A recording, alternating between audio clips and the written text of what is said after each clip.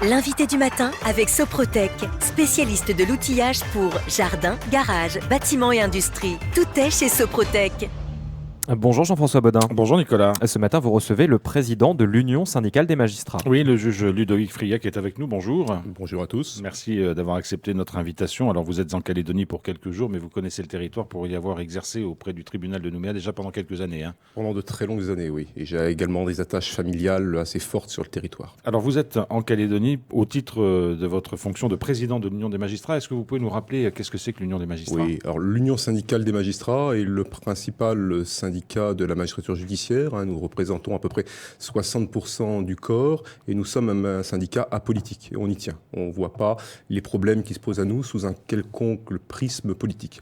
Par ailleurs, ce qu'on souhaite, nous, c'est assurer l'indépendance de la justice, outre les intérêts de nos adhérents, et également rendre une justice de qualité au service de nos concitoyens. Alors vous êtes passé en Polynésie française, en Nouvelle-Calédonie. Quel est le but de cette visite dans le Pacifique ?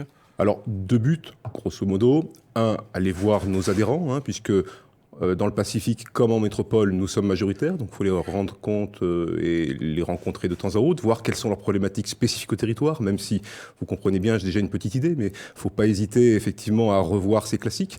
Et puis par ailleurs, on avait quelques soucis en Polynésie française, une situation un peu compliquée avec des frictions qui méritaient que, représentant du premier syndicat de magistrats, j'aille de moi-même parler avec chacun pour voir ce qui pouvait être fait. Globalement, l'organisation de la justice, que ce soit en Polynésie française ou en Nouvelle-Calédonie, est la même. C'est à peu près les mêmes proportions, le même fonctionnement ? C'est à peu près le même fonctionnement, sachant que la Polynésie est un peu en retard par rapport à nous, à savoir que c'est encore la cour d'appel qui gère notamment les greffiers et les budgets, tandis qu'à Nouméa, on a évolué, on s'est rapproché de la métropole, à savoir le TPI a des compétences propres en la matière, ce qui, à mon avis, est plus sain et évite des frictions. Alors justement, la question des moyens de la justice, on en parle beaucoup et régulièrement. On ne va pas s'attaquer au cas de la Calédonie en particulier, mais en métropole et en général. Est-ce que la justice a les moyens de fonctionner aujourd'hui ? Est-ce qu'elle fonctionne normalement ? Est-ce que ça pourrait être amélioré ? Il y a du mieux, il y a du bien mieux, mais on est encore loin du compte. Alors, comme vous le savez, je ne suis pas forcément un fan de notre garde des Sceaux actuel, Éric Dupond-Moretti, mais il faut au moins reconnaître que ce gouvernement-là a apporté des moyens. On était dans une justice qui était en voie de clochardisation, ainsi que l'avait dit un précédent garde des Sceaux, M. Urvoas, et il y a réellement un effort qui est fait par nos concitoyens. Ceci étant, on part de tellement loin, on part quasiment de 30 années d'abandon, qu'il faut que l'effort soit pérenne pour porter ses fruits. Par exemple, le président de la République a promis 1500 magistrats supplémentaires et 1000 greffiers supplémentaires à la fin de ce quinquennat. C'est un très gros effort. Après, reste à savoir comment ces forces nouvelles vont être réparties, parce que les besoins sont criants de partout. Les moyens humains sont importants, les moyens financiers et matériels aussi. Il y a quelques années, lorsque vous étiez encore secrétaire général de l'Union syndicale des magistrats, vous aviez dénoncé le manque de numérisation des outils informatiques. Voilà, vous disiez qu'on était presque à l'âge de la préhistoire. Est-ce que ces choses ont changé ? Est-ce qu'aujourd'hui, les systèmes sont connectés, les réseaux marchent entre eux ? Disons qu'on est passé à l'Antiquité, au Moyen-Âge, après la préhistoire. Non, plus sérieusement, on a encore de gros soucis. Un effort est fait. Mais là encore, on part de tellement loin que ça demande vraiment un investissement important. L'autre souci, c'est que la justice s'inscrit dans une chaîne, notamment la justice pénale, mais pas que, également la justice civile. Et pour cette chaîne, il faut qu'on soit au même niveau, par exemple, que nos partenaires du ministère de l'Intérieur, de la gendarmerie ou de la pénitentiaire, pour que l'information circule sans difficulté et aussi soit partagée. Parce qu'on se rend bien compte, ça c'est un peu l'expérience de nos années de terrorisme et de renseignement. Il faut que l'information, on puisse la collecter, voir que c'est une information importante et la partager avec tous les services concernés. Et ça concerne tous les étages de la justice ? Ça concerne, c'est assez différent suivant, on va dire, oui, globalement tous les étages de la justice, mais il y a des régions géographiques, il y a également des services qui sont plus en retard que d'autres. Une des difficultés chez nous aussi à la justice, pendant longtemps, le pilotage au niveau ministériel a été, disons-le clairement, et c'était dit par le rapport Sauvé sur les états généraux de la justice, a été un peu déficient.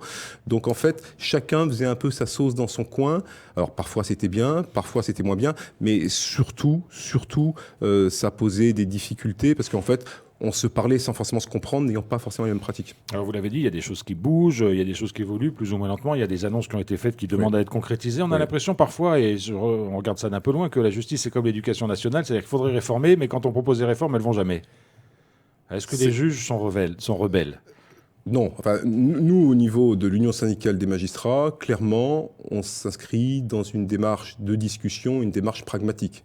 on n'est pas d'accord avec tout ce qui est proposé, je ne vais pas entrer dans le détail, loin s'en faut, mais quand il y a des avancées, on les souligne, on dit que c'est des avancées, on dit que c'est correct et on pousse dans ce sens-là. Et aussi, on est content lorsque nous, on apporte notre pierre à l'édifice, qu'on y contribue et que c'est pris en compte. Je veux dire par là, il y a un moment donné, on ne peut pas dire on est contre tout et refuser de parler avec l'autre, même si on n'est pas d'accord. Surtout si on n'est pas d'accord, il faut pouvoir parler avec l'autre. C'est un peu la définition du juge qu'avait donné le premier président Drey, magistrat célèbre, président de la Cour de cassation, qui disait, vous savez, être magistrat, c'est aimer écouter, c'est essayer de comprendre et c'est vouloir juger. Donc il y a ces 3 temps, et ces 3 temps, il faut les respecter. Vous arrivez aujourd'hui à discuter avec votre ministre de tutelle ? Vous avez dit on a cru comprendre que c'était pas facile. La discussion n'est pas empreinte de chaleur et d'une franche camaraderie, on va dire. Ça vient de son passé à lui ? Ça vient pas de son passé à lui, ça vient des actes qu'il a posés. Comme vous le savez, nous avons déposé plainte à son encontre pour des faits de prise illégale d'intérêt, car on estime que, comme ministre, il s'est servi du pouvoir disciplinaire qui était le sien pour poursuivre des magistrats avec lesquels il avait eu maille à partir alors qu'il était avocat. Donc cette plainte est toujours pendante. Donc vous imaginez bien que ça rend pas la discussion très aisée. Mais néanmoins, on a repris discussion. Enfin, je veux dire, moi, je suis connecté, peut-être pas au quotidien, mais très souvent avec son cabinet, avec les directions. Donc le travail se fait, même s'il faut pas non plus être naïf. Le travail se fait parfois dans la confrontation, la difficulté. Ludovic Friat, on le disait, vous avez exercé en Nouvelle-Calédonie. Oui, avant de prendre la présidence de l'Union syndicale des magistrats, vous étiez vice-président du tribunal de Bobigny, qui est un très gros tribunal en métropole. On entend parfois les Calédoniens se plaindre que la justice ne va pas assez vite, que les affaires sont jugées tard, etc.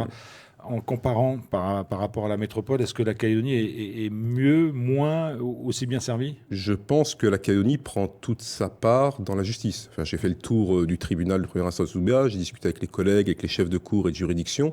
Ce qui est certain, notamment en matière pénale, ce qui est souvent ce que voient nos concitoyens avec les affaires familiales, il y a une très grosse activité, le parquet s'y emploie, la chancellerie d'ailleurs compris, puisque le tribunal de Nouméa est passé du groupe 3 au groupe 2. Les groupes, c'est, si vous voulez, une espèce de segmentation suivant l'importance de l'activité des tribunaux. Donc le tribunal de Nouméa a été tiré vers le haut, comme étant maintenant un tribunal de groupe 2, reste aussi peut-être maintenant à lui donner quelques moyens supplémentaires, qui ne sont pas forcément des moyens énormes, mais sans doute 1 ou 2 parquetiers ou 1 ou 2 juges supplémentaires pour fonctionner complètement dans de bonnes conditions. Et puis surtout, il ne faut pas oublier, on a besoin de greffiers, de juristes assistants pour faire tourner la machine. Après, il y a le problème, vous le connaissez tous, à Nouméa, du camp Est, là, qui est une réelle difficulté propre à la Calédonie. On allait venir un mot sur le camp Est, mais avant ça, effectivement, sur toutes ces professions, que ce soit les greffiers, les huissiers, etc.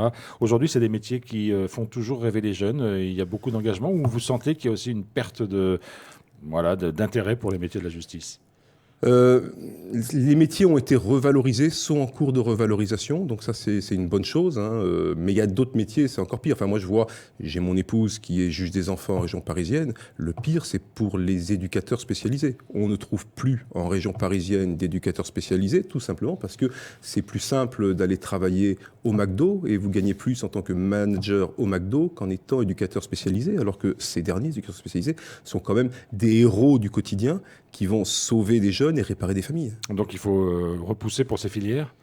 Il faut continuer l'effort, il faut que l'effort soit pérenne. Après, il y a le problème effectivement des Outre-mer, où nos jeunes ne se projettent pas forcément dans des métiers, par exemple comme magistrat, et je le regrette, parce qu'il faut à un moment donné partir en métropole pour à la fois apprendre le métier, et puis peut-être à un moment donné aussi se construire professionnellement pour voir autre chose avant de pouvoir revenir en Nouvelle-Calédonie ou à Tahiti, pour pouvoir effectivement apporter la richesse de ce qu'on a connu ailleurs. Alors vous l'avez évoqué, la situation au camp Est, je ne sais pas si vous avez des informations, mais on a entendu parler de la construction d'une nouvelle prison, puis ensuite la rénovation de la prison actuelle. Ouais. Est-ce que vous savez ce qui va se passer ? Je ne sais pas. Désolé, je ne sais pas.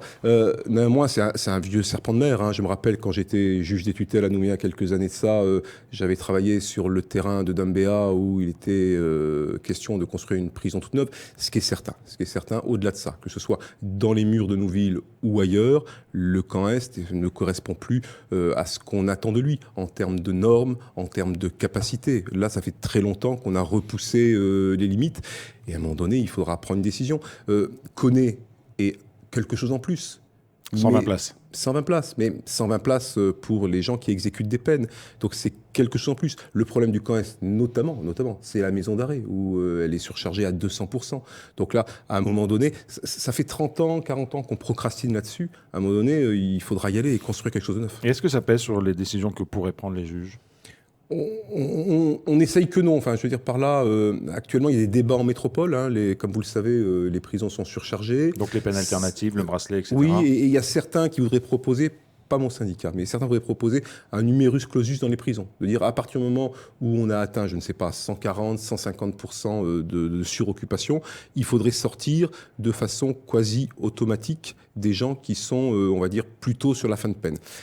Nous, cette automaticité nous pose question, mais ce qui est certain, c'est que le juge va, on va dire, estimer la peine en fonction à la fois, bien sûr, de la culpabilité, mais également de la personnalité de la personne qui est condamnée, avec prenant en compte à la fois la gravité de la peine, le risque de récidive, et puis aussi, il faut répondre à l'émotion légitime des victimes de la population. Donc vous avez compris que tout ça, c'est un équilibre assez subtil, une espèce d'alchimie qu'il faut trouver. Parfois on réussit moins bien. C'est assez subjectif. Globalement, j'ai l'impression que nos concitoyens ont toujours l'impression que c'est jamais assez quand c'est les autres et que c'est toujours trop quand ça les concerne et que c'est assez subjectif. Les gens sont très énervés par les cambriolages, et je les comprends, on a tous vécu ce genre de choses, mais socialement, c'est étrange, le sont beaucoup moins par l'alcool au volant et la violence routière qui tue au coin de la route. Et je pense que mourir au coin de la route quand on a 20 ans, 30 ans, 40 ans, 50 ans, c'est un tout autre traumatisme social, malheureusement, qu'un cambriolage. Il faut remettre les choses dans des justes proportions. Pour terminer, Ludovic Friat, après cette tournée dans le Pacifique et votre retour en métropole, qu'est-ce que vous allez en retenir ? Quels sont les points essentiels qui vous ont marqué ? Je vais profiter des très longs 24 heures d'avion pour y réfléchir, pour me poser et réfléchir à tout ça. Ce qui est certain, c'est que j'en ferai un retour à la fois à mes adhérents, mais également au cabinet du ministre et aux directions. Ça va nourrir ma réflexion, c'est évident, pour faire des demandes pour les Outre-mer. Ludovic Friat, juge et président de l'Union syndicale des magistrats. Merci beaucoup d'avoir été avec nous ce matin. C'est moi qui remercie pour votre invitation.